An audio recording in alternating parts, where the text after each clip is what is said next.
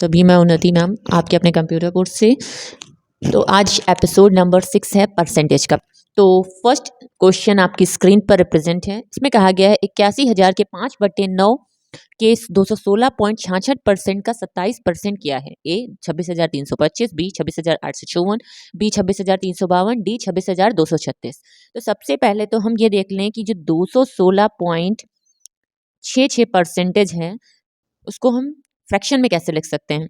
तो इसको हम ब्रेक कर लेते हैं 200 प्लस 16.66%। तो हमें पता है 200% किसका हो गया 2% एंड प्लस मतलब 2 हो गया और 16.66% को हम 1/6 लिखते हैं, जो कि आपकी मैंने फर्स्ट क्लास में आपको ये नोट करवाया था कि फ्रैक्शन वैल्यू क्या होंगी परसेंटेज की। तो 6 दूनी 12 और 1 13/6 ये आपकी वैल्यू आ गई। अब आपसे कहा गया था 81,000 के 5/9 के इतना यानी कि 13/6 का 27% यानी कि 27/100 की वैल्यू क्या होगी। तो आप देख रहे होंगे हमने इसको 2 जीरो कैंसिल हो गए, 9 9 81 यानी कि 90 आ गया। अब अगर हम कट करें तो 6 से तो क्या आएगा 15 छक्का 90 यानी कि 15। तो आपकी वैल्यू आ गई 15 इंटू 5 इंटू 13 इंटू 27। तो हम इनकी मल्टीप्लाई करेंगे 15 पचे 75, 75 की 13 और 27 से मल्टीप्लाई करेंगे तो हमारी वैल्यू आ जाएगी 26,325।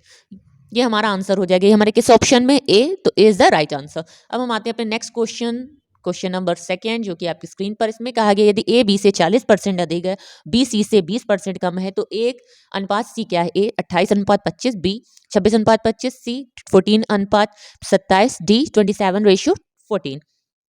सबसे पहले हमको ये देखना है कि हम लिख लेंगे ए बी एंड सी। तो हमसे कहा गया है कि ए बी से 40% अधिक है, तो सबसे पहले हम सी को ही ले लेते हैं। तो सी क्या हो गया 100 हो गया। अब कहा गया था बी सी से ए बी से 40% अधिक है, बी सी से 20 बी सी से 20% कम यानी कि सी अगर 100 है तो 20% कम कर दीजिए, कितना हो जाएगा ए 80% हो जाएगा हमारा। अब कहा गया है कि ए बी से 40% अधिक है, जो ए है बी से 40% अधिक है। तो अगर हम 80 का 40% निकाले तो हम देखेंगे 8 चौको 32 यानी कि 32। तो अगर हम 100 मतलब 80 में 20 से 40 अधिक है यानी कि हम इसमें 32 ऐड कर दें तो हमारी वैल्यू कितनी आ जाएगी 2 8 3 11 यानी कि 112। ये हमारी कितनी वैल्यू आ गई 112। तो हमसे कहा गया था हमें ए रेशियो सी बताना है यानी कि 112 रेशियो 100। तो अगर इसको हम कट करें तो कितने बार ले जाएं हम 4 से, 4 दूनी 8, 4 पंचे 20 एंड 4 दूनी 8, 4 अट्ठे 32 यानी कि हमारी वैल्यू आ गई 28:25। तो ये हमारा आंसर हो गया, ये हमारे ए ऑप्शन में तो इज द राइट आंसर। अब हम आते हैं अपने नेक्स्ट क्वेश्चन नंबर 3 जो कि स्क्रीन पर है। इस क्वेश्चन में कहा गया है 3rd नंबर में एक व्यक्ति का मासिक वेतन रुपए 13,500 है और उसका मासिक खर्च रुपए 9,000 है। अगले वर्ष उसका वेतन 14% बढ़ जाता है और उसका खर्च 7% बढ़ जाता है। उसकी बचत में प्रतिशत वृद्धि ज्ञात करनी है। ए 7%, बी 21%, सी 28%, डी 35%। तो हमको बताना है कि इसका क्या परसेंटेज मतलब उसकी बचत में कितने परसेंट की वृद्धि हो जाएगी। तो सबसे पहले आपको दिया गया 13,500। 13,500 का हमें क्या निकालना है 13,500। अगले वर्ष उसका वेतन 14% बढ़ जाता है यानी कि 14% इसका हम निकालते हैं। तो ये जब इसका हम 14% निकालेंगे तो हमारी वैल्यू आ जाएगी 15,390। देन इसमें कहा गया है और इसका मासिक खर्च रुपये 9,000 है। अगर इसमें से हम 9,000 घटा दें तो हमारी वैल्यू कितनी आ जाएगी 0 0 फिर 5, 13 में से 9 गया 4 यानी कि 45। तो ये वैल्यू आ गई। अब हमसे कहा गया था मासिक अगले वर्ष उसका वेतन 14% बढ़ जाता है और उसका खर्च 7% बढ़ जाता है। अब ये जो खर्च था वो उसका 7% बढ़ गया। तो अब जब 9,000 का 7 निकालेंगे 7% तो हमारा बन जाएगा 9,630। ठीक, तो ये हमारा खर्च इसका बढ़ गया। अब इसको भी हम इसकी वैल्यू घटा दें तो हमारी वैल्यू कितनी आ जाएगी 0, 9 में से 3 गया 6, 13 में से 6 गया 7 एंड 14 में से 9 गया 5। ये हमारी वैल्यू आ गई।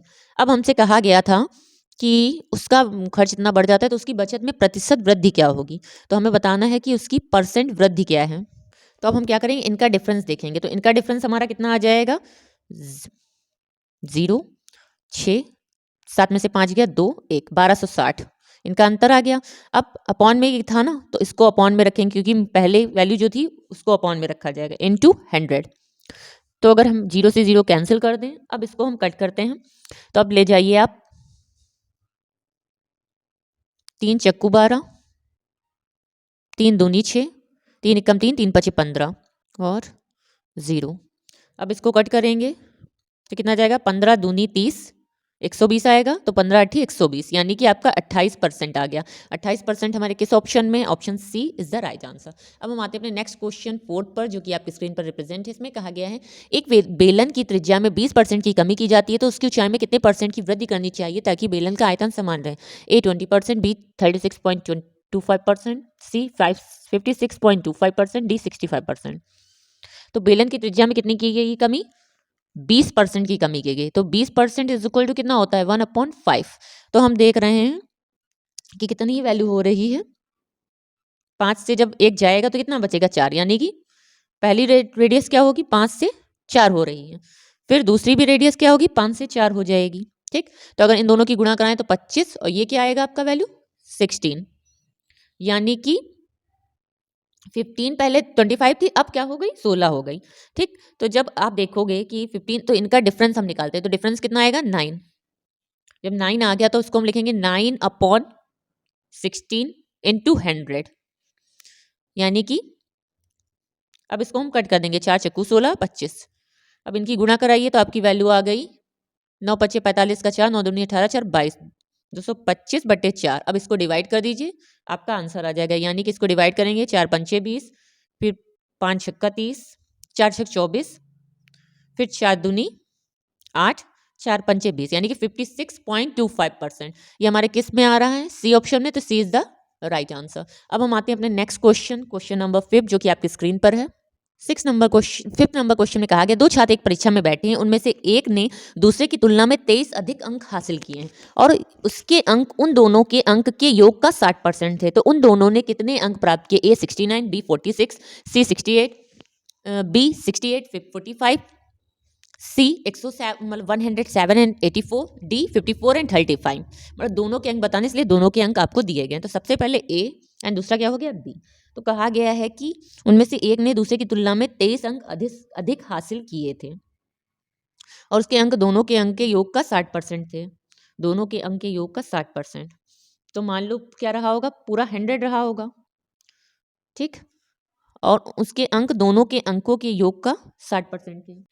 तो सबसे पहले तो हम क्या करेंगे कि जब ये 100%, यानी कि 2 छात्र एक परीक्षा में, उनमें से एक ने दूसरे की तुलना में 23 अंक अधिक हासिल किए थे, तो एक हो जाएगा आपका 60%, दूसरा हो गया आपका 40%, यानी कि इनका सम क्या आ जाएगा, 100%। तो अब क्या किया गया है, अगर इनका डिफरेंस देखें हम, तो क्या आ रहा है, 20, यानी कि 20% जो लोग थे उन्होंने 23 अधिक अंक हासिल किए थे। ठीक, अब अगर 40% व्यक्ति होते तो, मतलब 2 गुना हो रहा है, तो इसकी 2 से गुना कर दो, यानी कि 46 अंक हो गए। फिर 60, 2 तिहाई, अगर 60% का निकालना है, यानी कि 3 से गुणा, तो 23 की 3 से मल्टीप्लाई, 3 तिहाई 9, 3 दूनी 6, यानी 69 अंक। तो कहा गया है उन दोनों ने कितने अंक प्राप्त किए, तो उन दोनों ने कितने अंक प्राप्त किए होंगे, 46 और 69। तो 46 और 69 हमारे किस ऑप्शन में आ रहा है, ऑप्शन ए में, तो ए इज द राइट आंसर।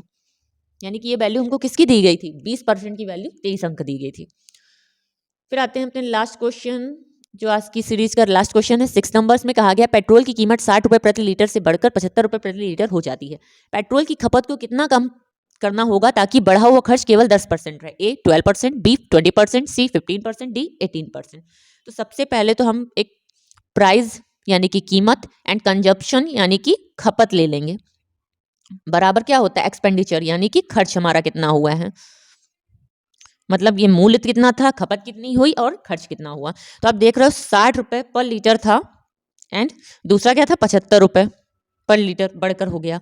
तो पेट्रोल की अगर इसको हम देखें तो 15 चक्कू 60, 15 पचे 75, यानी कि ये हो गया। ठीक, तो कहा गया है कि खपत को कितना कम कर दिया जाए, यानी कि 4 इंटू, ये आपका फॉर्मूला हो गया, तो 4 इंटू 100, मतलब कोई भी खर्च होगा तो वो है, कंजप्शन होगा वो 100 ही होगा, तो यानी कि 400 रुपीज़ आ गया आपका। अब ये 5 था और इसका क्या दिया गया है, ये कितना हो जाता है, केवल ताकि बढ़ा हुआ खर्च केवल 10% बढ़े, तो 40 का अगर हम 10% निकालें तो हमारा आ जाएगा 440 रुपए।